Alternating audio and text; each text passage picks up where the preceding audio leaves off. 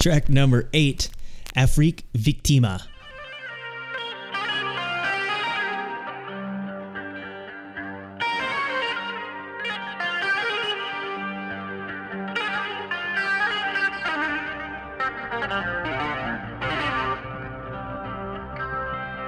I like this intro part because it's a little different yet again. So you have this ripping intro guitar that we've heard, but once that's done, it stops and the vocals come in just by themselves. And he could have done this a couple ways. They could have just used that guitar solo to then launch in, bring in the bass and the drums and kind of go on a groove, or he could have just started the song with just the vocals.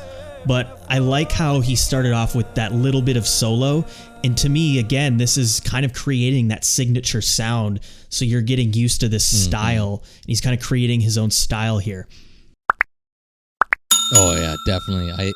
I enjoyed that shredding up to the point. And then when you hear that stop and then you hear Mdou's vocals come out, it just is it's a very good up and down melody.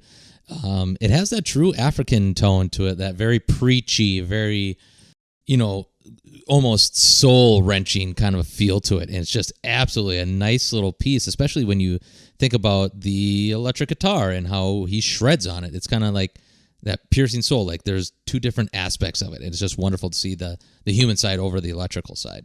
Yep. And you hear in those vocals, he's kind of doing some pure singing, and we haven't heard a lot of that where he really belts it here, whereas in the past he has kind of more of that speaking, singing style, but here he's really kind of showing off his pipes, and I think it's mixed well too with the heavy reverb, so the vocals have a lot of weight to this song, which really is perfect for the song given the title and the lyrics. As the lyrics translate to this one, Africa is a victim of so many crimes. If we stay silent, it will be the end of us. Why is this happening? What is the reason behind this? My brothers and sisters, tell me why this is happening. So you can feel that emotion of those lyrics in the way he presents the vocals. Yeah, definitely. This is his longest song on here, and it's actually one of the more dynamic lyrically as well, where each verse starts off with a little bit of difference, and it kind of tells a little bit of maybe not Africa's history, but his history within Africa, from prison to Nobel Prize, they ceded to Mandela, and then it goes into Africa as a victim of so many crimes.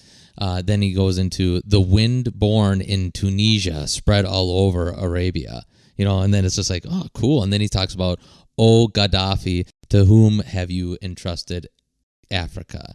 So it's like three different storylines, but it's more or less the history of his lifestyle that he's seeing it. So this is his history, and so you're really trying to put down the timestamp of his version of history, and that's really cool about this lyrics, and the fact that it's really, a little bit more nuanced in that aspect. I enjoy that part so much here. Yeah, and he's also speaking to, I think a little bit here, the Arab Spring, which happened in, I believe it was 2012 or 13, and that's when we saw fall a lot of these dictators in Tunisia and Muammar Gaddafi, who he mentions here, these people who had been dictators for such a long time, and they were ousted around this time, but that didn't mean things instantly got better. So I think he's kind of talking about the struggle really that has persisted in Africa for a very, very long time, through the struggles of coming up, and then obviously what happened with slavery and the imperialism that took over the continent as well, to now regaining independence and still being affected by the rest of the world as kind of third world territory. So yeah, there's a lot going on there to sing about. So I think he kind of channels a lot of that into this song. But once we get out of that first verse, we have that guitar return around a minute, and man, really we get kind of rocking out here with the drum fills kind of doing their own thing, and really gets into a fun groove as well. Yeah, it's kind of like this really slow, haunting kind of like dramatic kick in, and it's absolutely wonderful.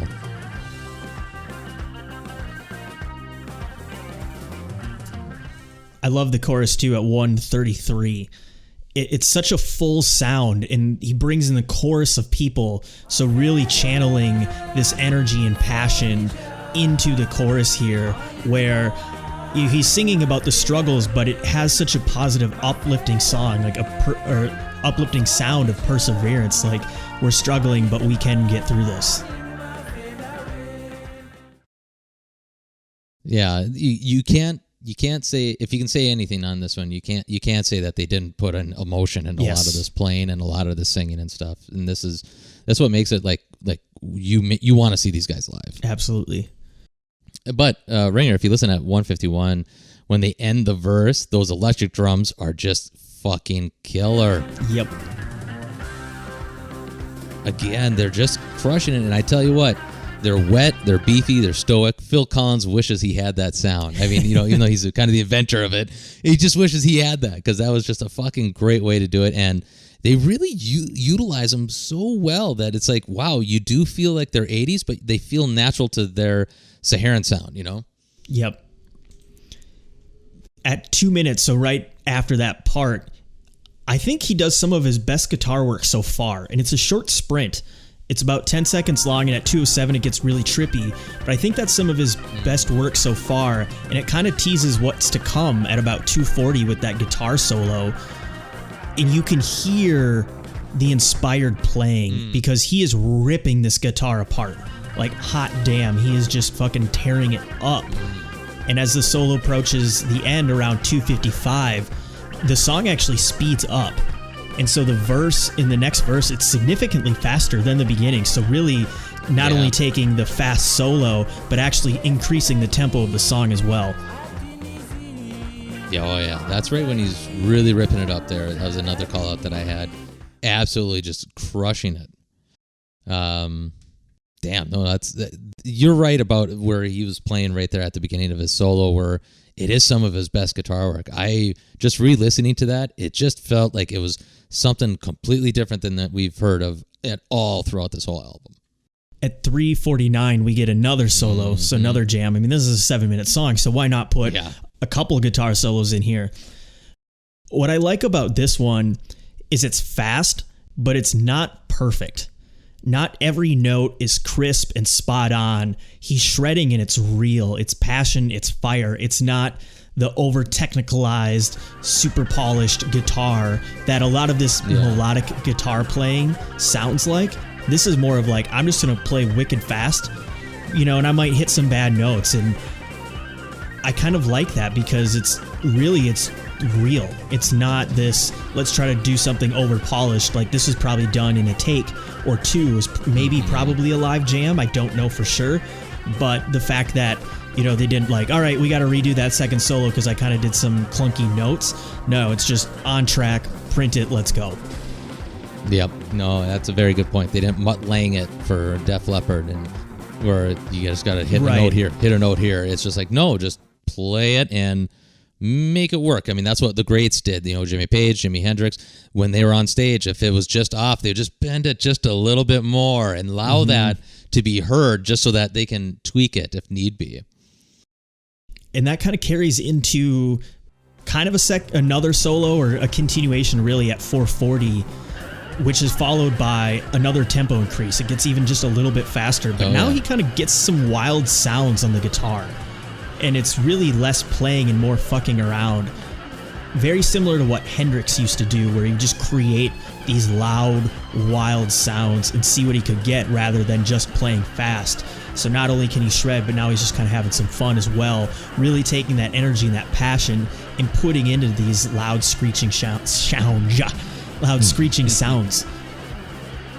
Oh yeah, definitely. That's a section where I think we have to think like more of the production and the mix, because I really feel like a lot of the whole section rises in the mix a bit, despite the main guitar kind of settling back, and then that new guitar is just a punch in the nuts. It's just absolutely wonderful, and it's absolutely wonderful. But I think a little bit of the production value was part of the reason why it sounds so delicious right there. Definitely. And he continues to do some cool parts. 5:30, 6:09, really wailing on that guitar, and it kind of sounds like a siren. So he's just really doing some cool stuff here.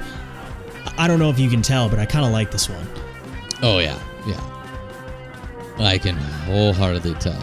And, I got to throw in that the drums throughout this part, especially from the back half on, from about 5:45 on, they're just throwing in just random triplets and just throwing just random patterns in, and it's just absolutely on point.